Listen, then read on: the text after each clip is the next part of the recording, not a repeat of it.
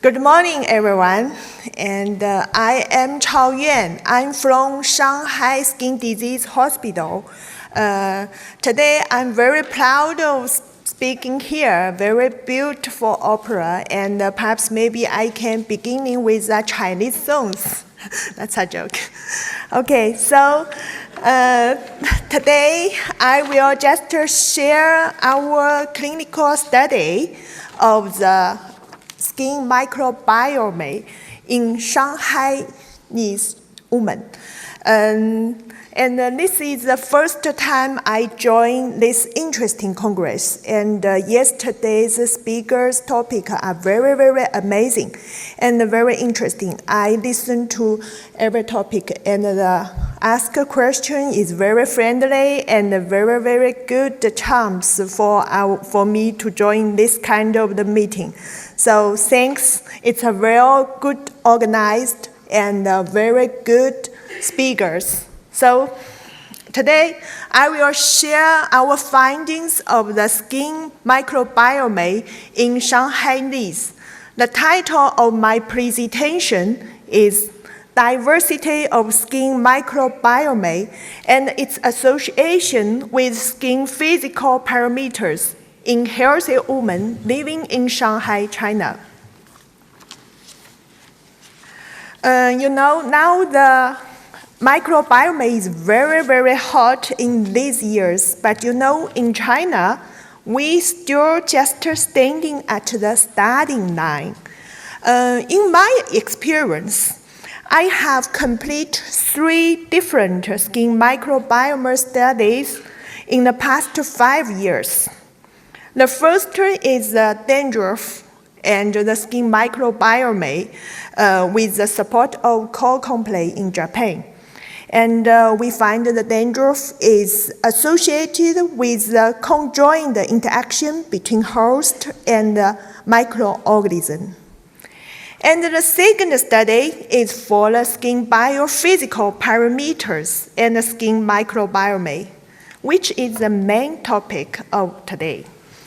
And just 2 months before, I, together with the other Simmerais, they were interested in the sensitive skin and the skin microbiome. And just yesterday, I got the data. So if next time we have chance, we can share with that. But we know even if too much works, but still compare with a large number of the skin flora, we just is the beginning. So my report will include 4 parts. The first part will give a brief summary of the microbiome barrier in dermatologist view. I'm a dermatologist. And the second part is focused on the study of Shanghai healthy women. And the third will give the result and some discussion for findings. And the last part is the microbiome benefit claim in China. And we can do some thinking and do some discussion. Okay, as we know, skin has 4 different barriers, including physical barrier, chemical barrier, immunological barrier, and the microbiome barrier. And the microbiome barrier is very, very important to keeping skin healthy and has international and has the internal connection with other barriers. In the old time, for the dermatologist, we only know the pathogenic bacteria and the resident bacteria. And one is causative, and then the other is useless. And when we treat many of the infectious skin disease, we try to find the specific skin flora and choose the sensitive drugs.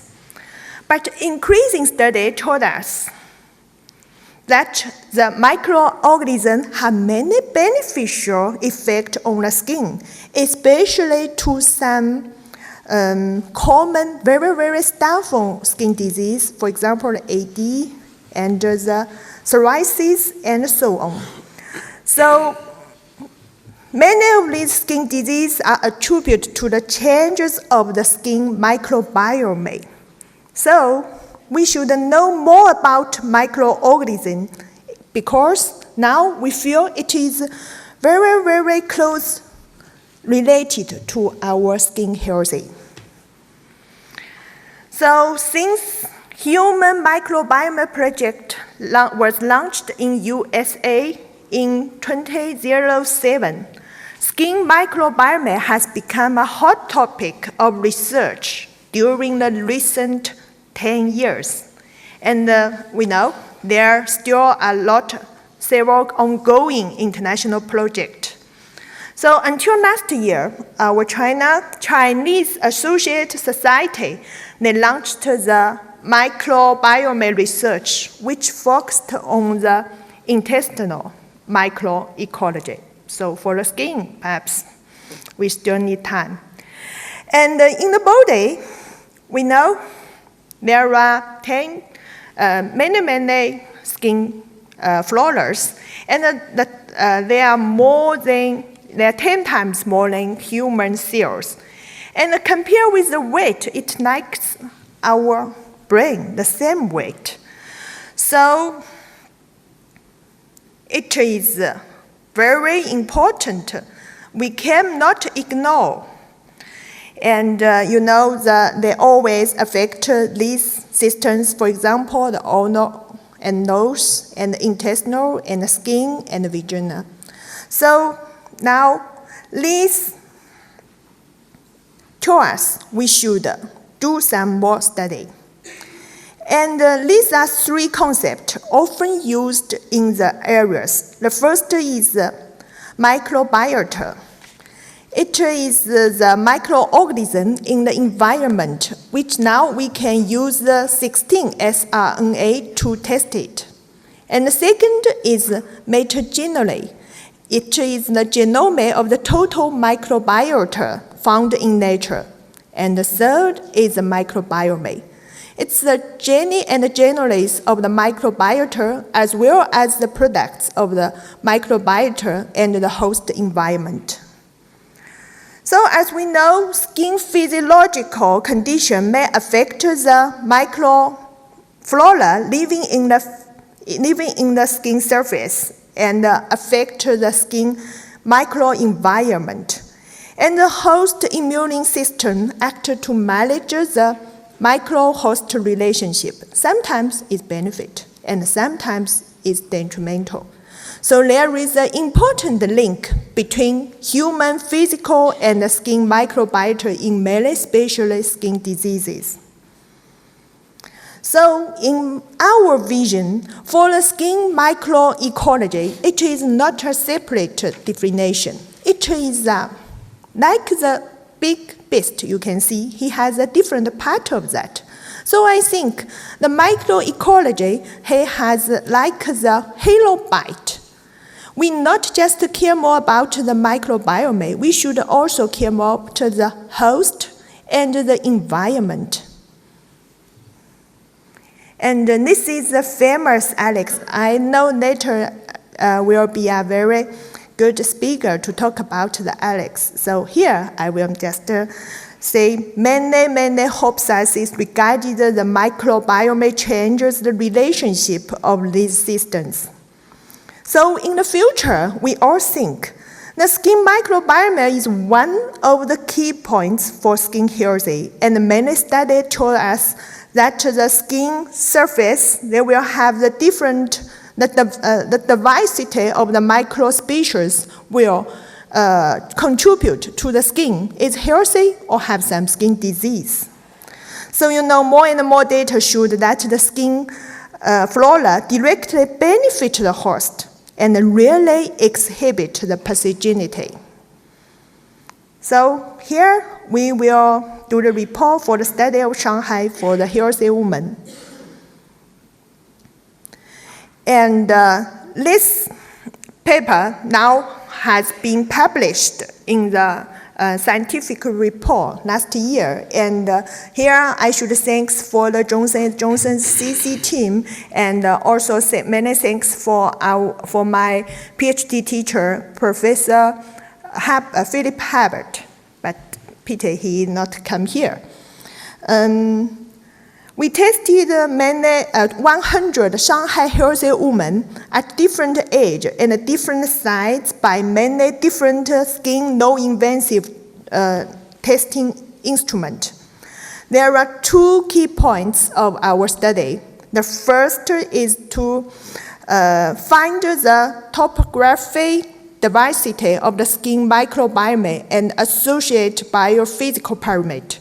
And the other is to examine the subclinical skin changes with the skin microbiome changes. Also, we wanted to know the skin aging and the skin microbiome and the skin exposure of the skin flora.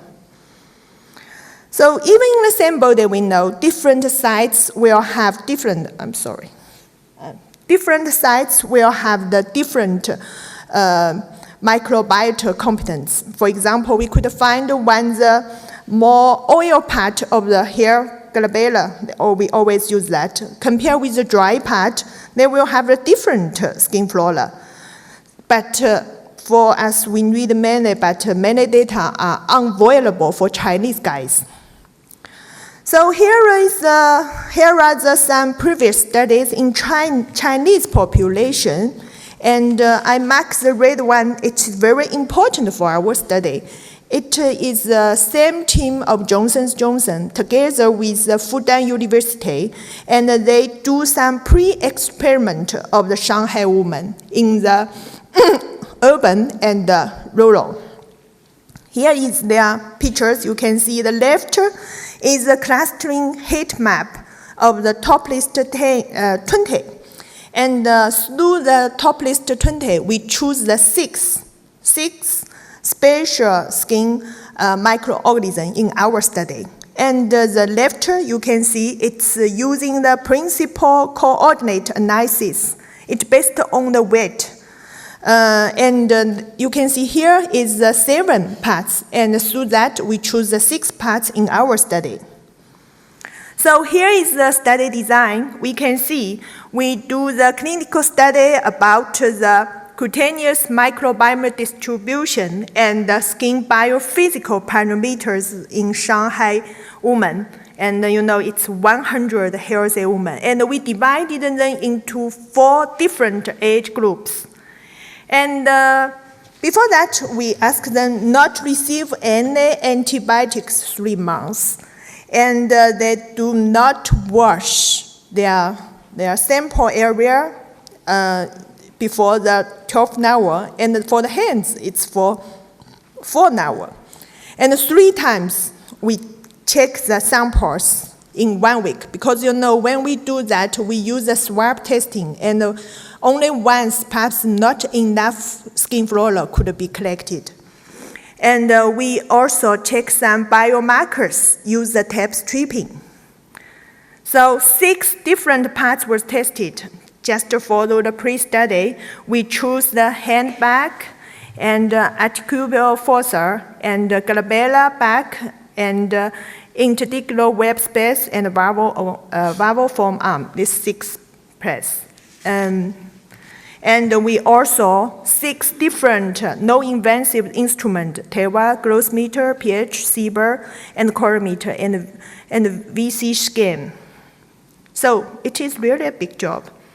It has a huge work. When firstly, we will ask the questionnaire and then help subject to finish their informed consent, and then 2 dermatologists grading the skin in both aesthetics and skin tolerance. After that, the skin swabbing was carried out in 6 parts, and then the subject will spend more than 2 hours to do the testing for different areas of the biophysical parameter. So here we will talk about the result and the discussion. So this is for the dermatologist grading. We're grading the grossness, hydration, sagging, and so on. Overall, we find that skin aesthetic grading was lowest at unexposed area, for example, the back area. and the highest in the exposed hand back, so it is out of our imagine. And dermatologist grading the skin dryness, redness, scaliness, and so on. At last, we find, the score of the tolerance grading lower means better skin condition. And we find the overall lower for the exposed site and higher for the unexposed sites. And here is the subjects of skin concerns for different skin sites. For example, for the back area, the people maybe care more about skin itches, especially in Shanghai, I think. And for the VF, people care more about the skin scarring. And for the glabella, people care more about the skin feeling. We only one place we tested in the face is the glabella. Here is the biophysical parameters. You can see in 6 different areas, and we really can find some significant difference. For example, the glabella have the highest SPIM, and the IS have the highest TEWA, and so on. But some for the pH and some vegan skin status has no meaningful significance. This is our interesting finding. In this study, based on the result of biophysical parameters testing, we use the moisture, SPIM, and the TEWA to redefine the skin type. Especially, you can see, for example, the hand back, the back area, the VF and AF, it means the normal skin. And for IS, just the space of the fingers, it is a dry skin. And for the glabella, it's oily skin. And here is the 3-dimensional distribution of these parts. Okay, this table is more clearly for the redefining of the skin types, just we use the parameters. Okay, here is the relative occurrence of each microorganism at different sites. We can see we put the 2 different, one is exposed and the other is unexposed. And each 6 different skin flora was checked as that. Okay, here is the distribution of the biomarker at different areas. Okay, here is very interesting pictures, and it means the association with site exposure, it depends skin microbiome distribution and the biophysical parameters and biomarkers. For example, each node, you can see the nodes, he shows like he stands for one type of the skin flora, microbiome. And the color stands for difference. For example, the red is for the exposed area, and the blue is unexposed area.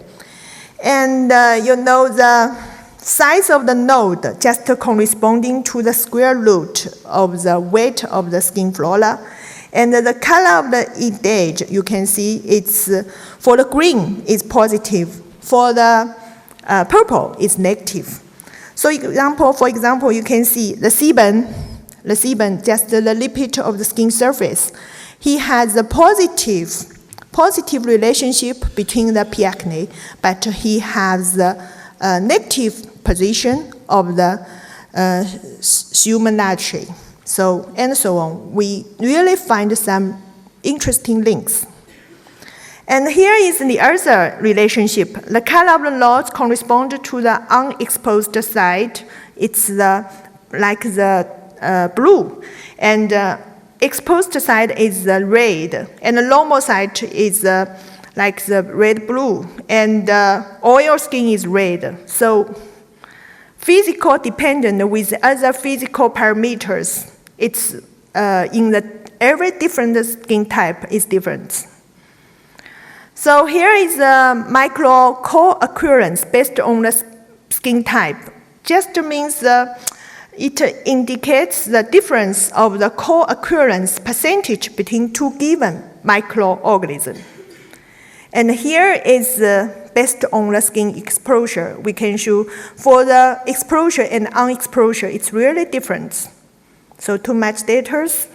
Because of time limitation, I just share some important and interesting results for our big study.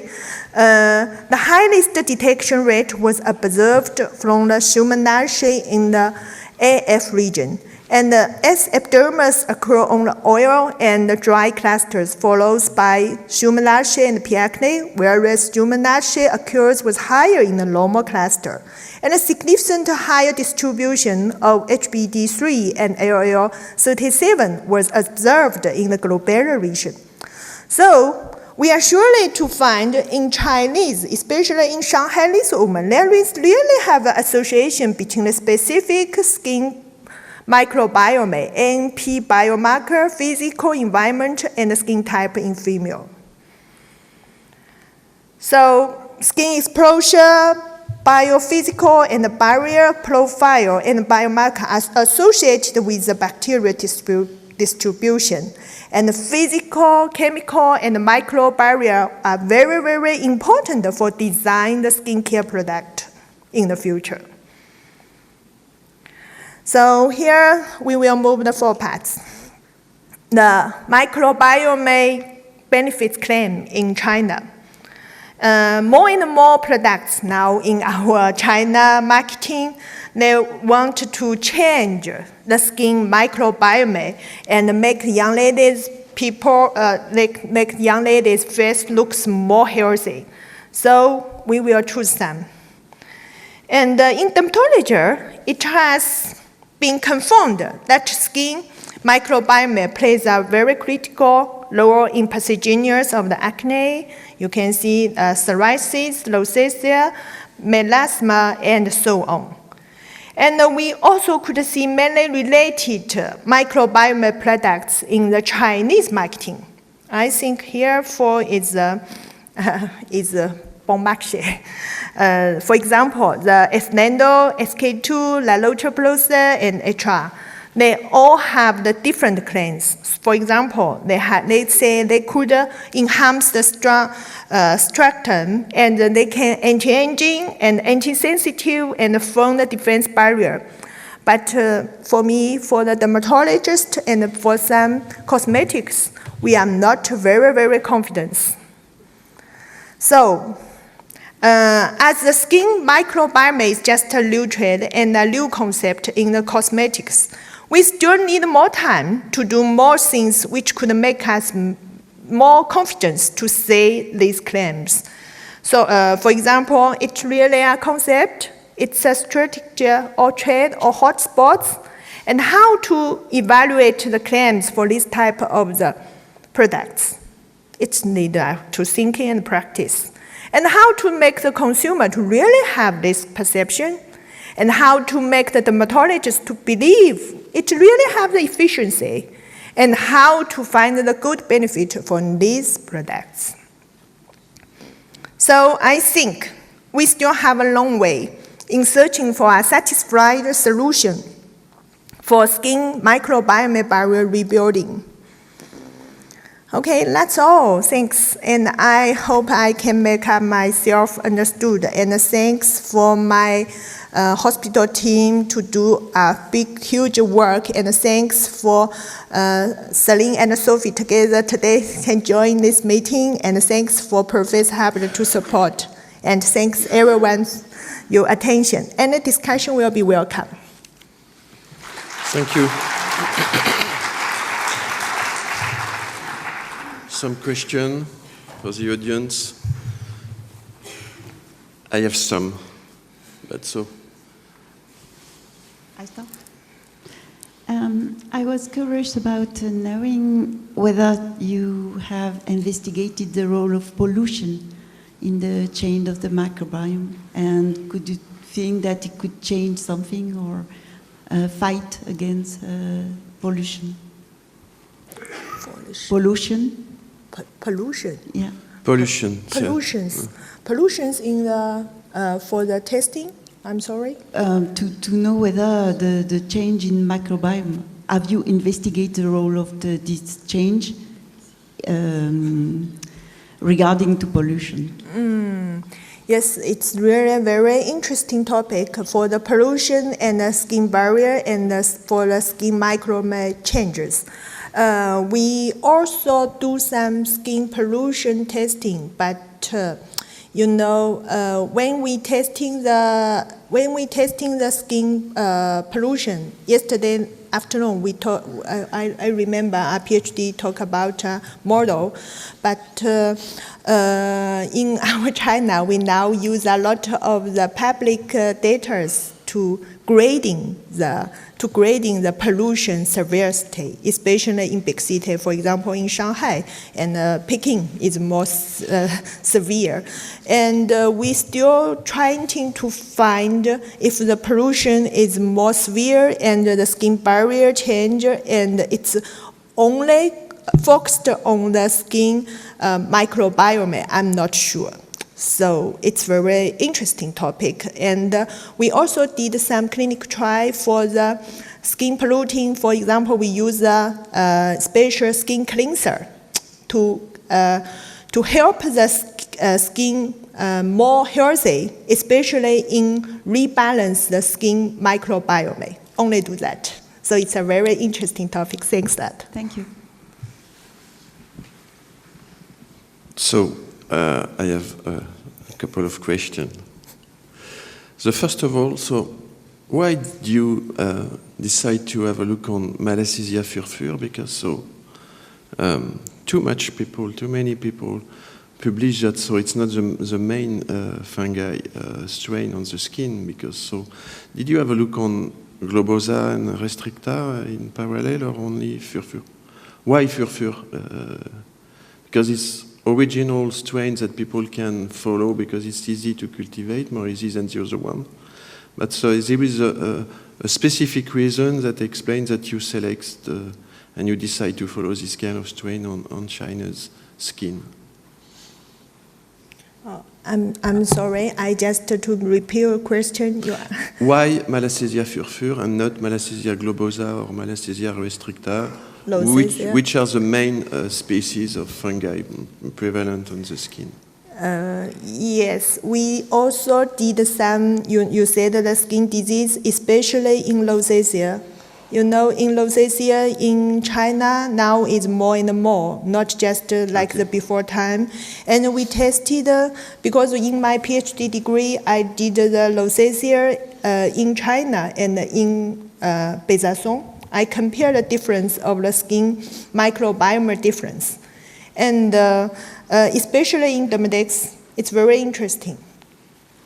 Okay. I don't know if catch your idea. I will. Okay.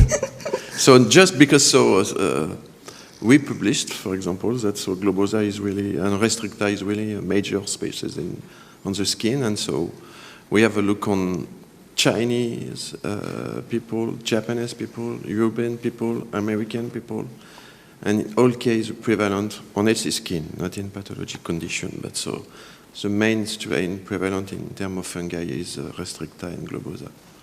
And so in furfur is the oldest, because people speaking about a few years ago, but in the revolution of the microbiome, people, I think that are more look on globosa and restricta. So I really appreciate your comment on cosmetic compound. And so I have a question, because some of them try to use some beneficial microbes because it's probably an option to keep something really nice. But for dermatologists, if tomorrow you should decide that you should develop a compound, which kind of drugs could you propose to use in China's dermatological hospital to counteract or to control something? Do you focus on TLR-specific ligands to immunosuppressive ligands? Which kind of approach do people think in your fields to propose and to develop in drugs discovery? Okay, just for the cosmetic using in the skin disease patients, how to help them to choose? Not really cosmetic, dermatologic things to improve and to provide some benefit in any kind of... Yes, so I think for the Chinese dermatology, we should firstly read the data. For example, this these products have really have some clinical study data to support their claims. And the claims is also is logic.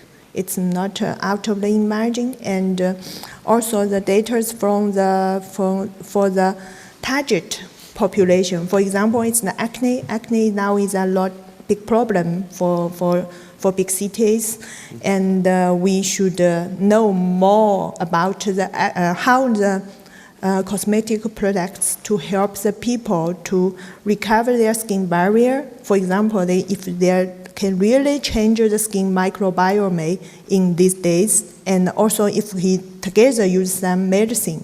So I think it's really need some more data. If we have data, we can more confidence. But if no, just I think it's perhaps maybe a concept like that. Okay. Any more questions?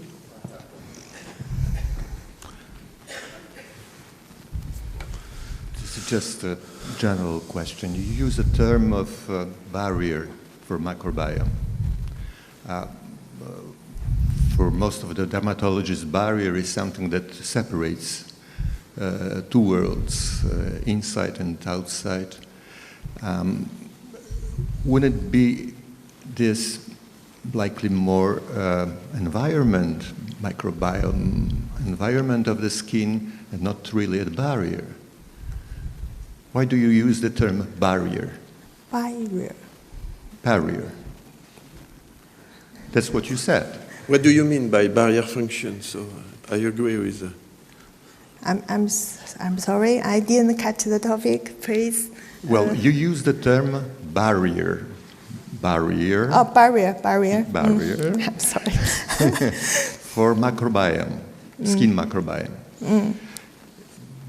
Does it mean that the bacteria or fungi or whatever you have on the top of the skin play a role in separating inside environment and outside environment? Okay. Or is it just a population of flora that would influence the physiology of the epidermis, not really creating the barrier at the top of the skin? Okay, thanks for your question. And for the barrier, we testing only the skin surface, but sometimes the skin surface sometimes it's for the chemical barrier, sometimes it has a big link for the skin microbial barrier, for example, the AMP. So in our study, we only use the swabbing, so perhaps we only have the surface, and sometimes it's not enough. Now, why do you call it barrier? Barrier? In the first place. Because the barrier, we think the skin flora is not just like the other clothes of the skin surface. Some is a very good microbiome. They can also help us. They can have the good effect of the skin healthy. So we think the other barrier definition, just to compare with the physical barrier, chemical barrier, and the immune barrier. I think it's just the other side to see the skin barrier. I'm not sure it has the meaning of mine. Thank you. Okay, thanks. Thank you. It's a global, in fact, microbiome plus physical and plus innate function. So much people think that barrier function is only linked to physical barrier, but it's really, really more complex than that. Okay, thank you for your talk. Next speaker, please.